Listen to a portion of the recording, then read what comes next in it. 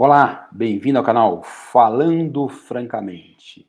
Francamente com K, porque é mais fácil de achar. Eu ia falar francamente com K, porque como você já sabe, é mais fácil de achar. Deu uma pequena travada no neurônio. Quero falar de um trabalho bastante interessante, na verdade é um grupo de trabalhos, eu quero desses autores de alguns outros, mas eu quero usar esse aqui, né, que é um trabalho que fala sobre um modelo de limitação energética, né.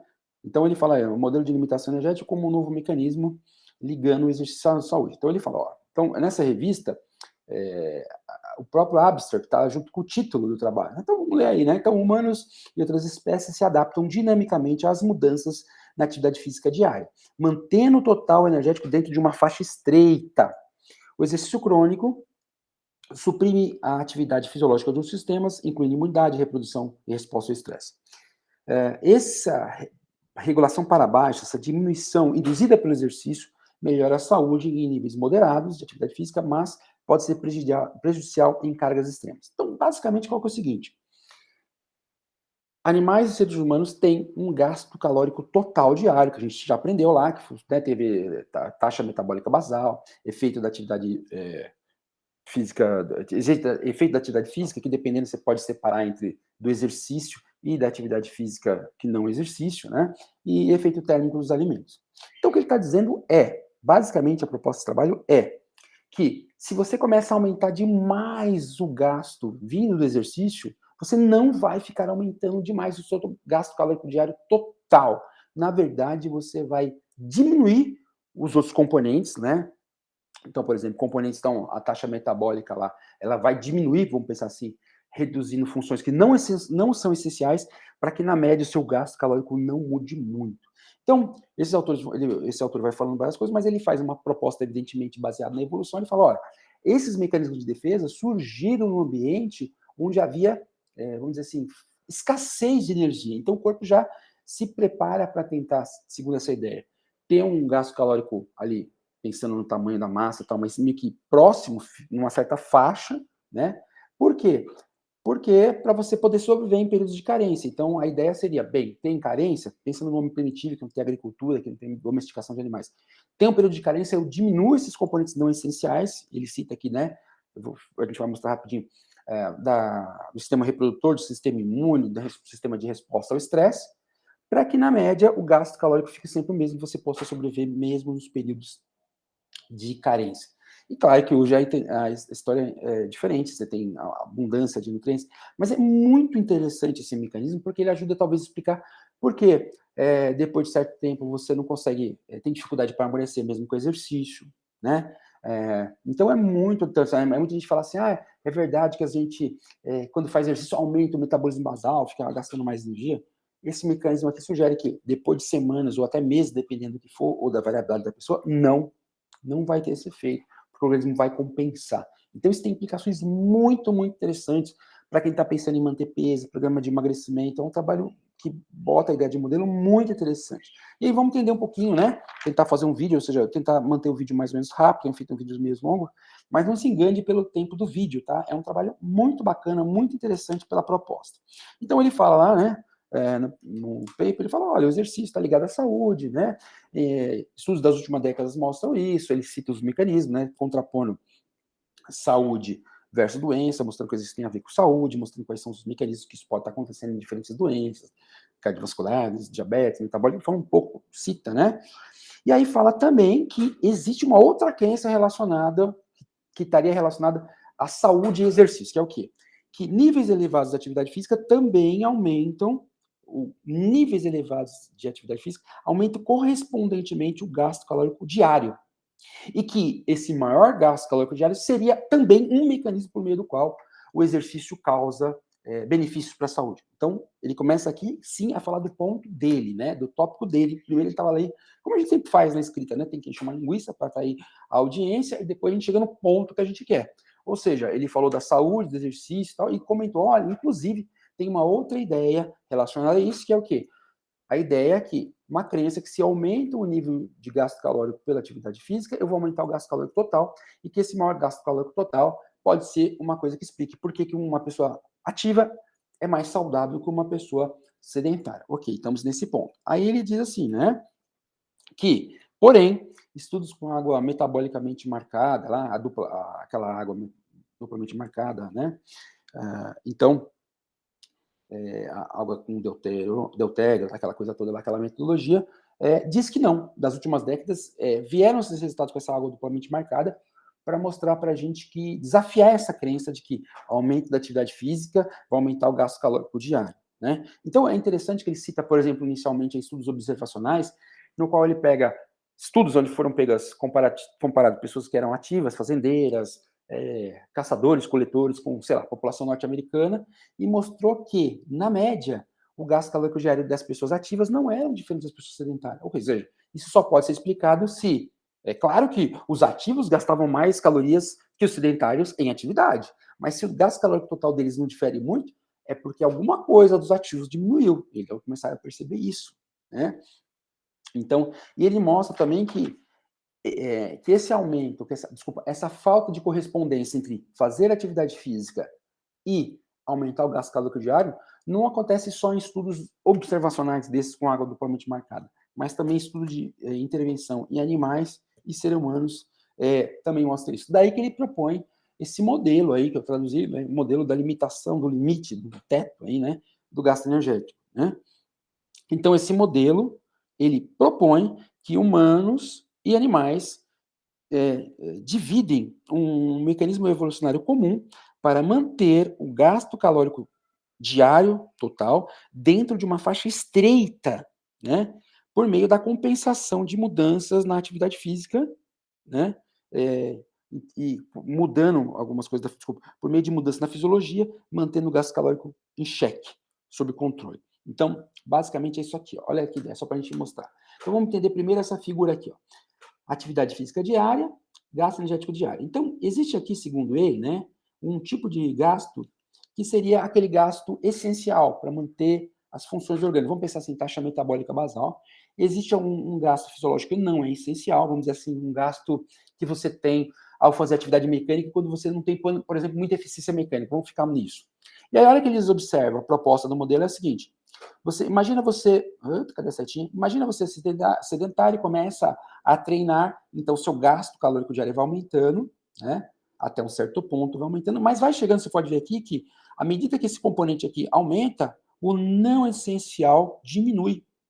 E se você insistir em níveis extremos que eles falam, inclusive o essencial diminui. Então, olha o exemplo que ele fala, ó, por exemplo, sistema imune, eixo hipotálamo hipófise, sistema nervoso simpático, sistema reprodutivo e aqui mortalidade e morbidade. Então, olha o que ele mostra aqui, né? Então, saindo do estilo de vida sedentário, ativo, extremo. Então, observa que esses desenhos aqui não são uma sessão de exercício, mas o que acontece ao longo de semanas ou meses, a depender da pessoa ou do aumento da atividade, tá?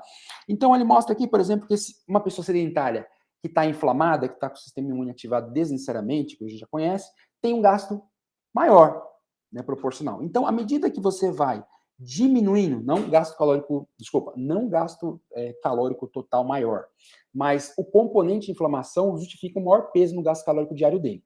À medida que essa pessoa vai ficando ativa, esse desgaste aí, esse gasto energético, em função dela ter a inflamação aumentada de forma desnecessária, vai diminuindo, ou seja, a inflamação dela, claro, vai melhorando, né? E vai caindo isso, então o gasto calórico continua sendo igual, total igual, por quê? Porque aqui tem o gasto de exercício, menor gasto com essa coisa desnecessária que é a inflamação, e mantém as funções básicas do sistema imune. Se o indivíduo insistir nisso, vai cair também, então isso seria um não essencial. A contagem, por exemplo, de células brancas seria essencial, mas se o indivíduo insistir, uma hora vai, inclusive, diminuir a função normal do sistema imune. Então, aqui, por exemplo, se a gente parar para pensar, o overtraining, né? Pensando numa treinabilidade excessiva, o overtraining seria muito mais que só uma questão de baixar a imunidade, uma desregulação. Energeticamente, seria uma forma de baixar, né? Não uma forma de baixar, um mecanismo evolucionário, evolutivo, vamos dizer assim, né? De manter o gasto calórico total diário às custas do bom funcionamento do organismo. Né? Ele preferia, o organismo evolutivamente, ele prefere tirar o gasto não essencial, mas é tão importante manter a taxa calórica diária, o gasto calórico diário, que chega um ponto de diminuir até aquilo que é essencial. Então, você vê que, à medida que o cara vai fazendo exercício, vai diminuindo a inflamação aqui, que é não essencial, diminui as doenças crônicas, né? Cardiovascular, diabetes tipo 2, câncer e outros. E aí, por exemplo, isso é saudável, né? Tá diminuindo o não essencial. Mas se chegar a extremos, vai ter linfopenia, ou seja, começa a diminuir a própria contagem de células brancas aqui, ó. Opa, meus 10 minutos. E aí vai começar a ter aumento da infecção, diminuição da recuperação. Pensa no overtraining, por exemplo. Aqui no hipotálamo hipófise, né? Então, cortisol, noradrenalina, ou seja, maior reatividade de estresse. À medida que eu vou ficando condicionado, eu sou mais resistente ao estresse, não libero tanto cortisol, não libero tanta adrenalina, não aumento o metabolismo em função desses hormônios, né, da reatividade.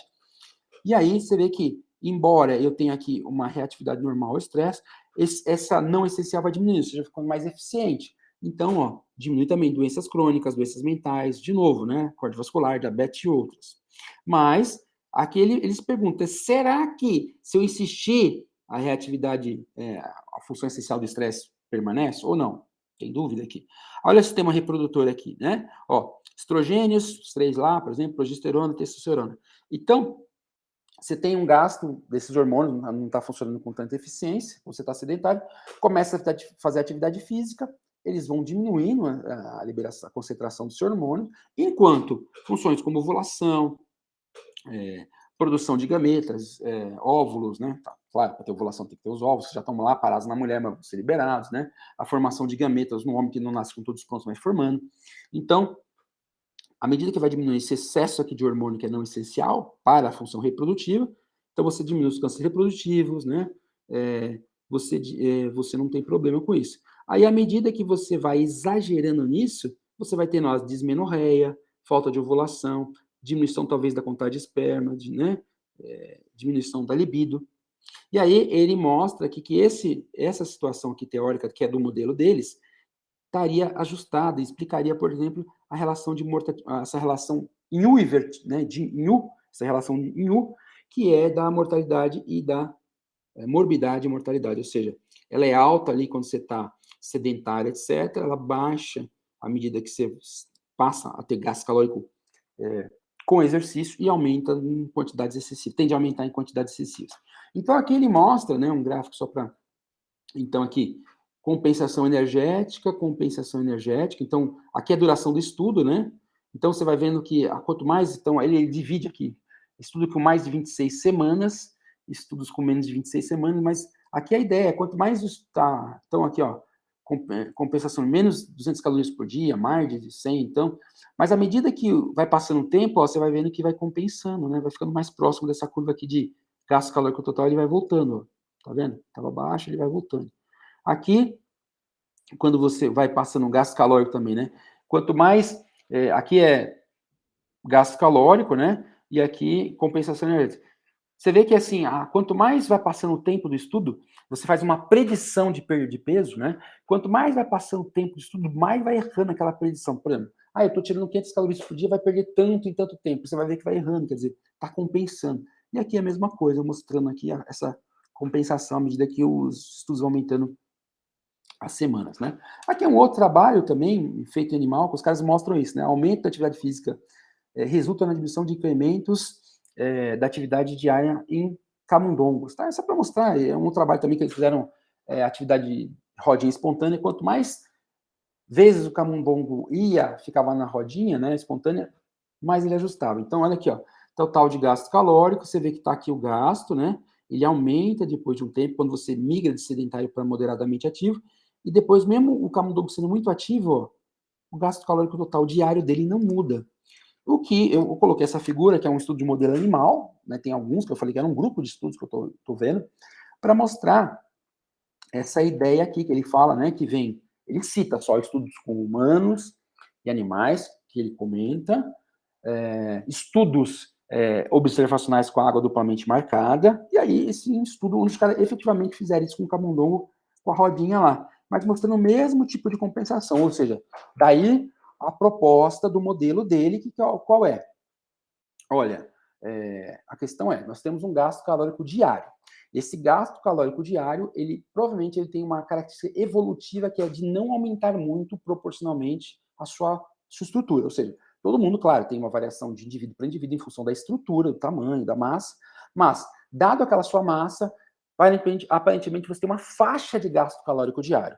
Esse gasto calórico diário é explicado por metabolismo basal, atividade física muscular, qualquer tipo de atividade física muscular, inclusive exercício que impõe gasto muscular, né, contração, e efeito térmico do alimento. Então, mas você tem essa faixa. Essa faixa ela teria sido elaborada evolutivamente para que você pudesse sobreviver. Porque, né, antigamente tinha escassez de energia, não era tão fácil ter energia sobrando, então o corpo desenvolveu a seguinte ideia.